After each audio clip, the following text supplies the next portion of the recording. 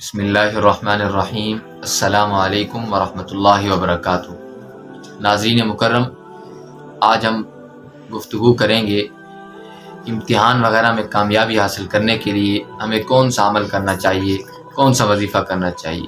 آج کل امتحانوں کی آمد ہے، ابھی میٹرک کے بھی امتحان آنے والے ہیں اور مدارس کے امتحان بھی ہو رہے ہیں، تو اس کے مطابق یہ بہت ہی اہم وظیفہ اور اہم گفتگو ہے۔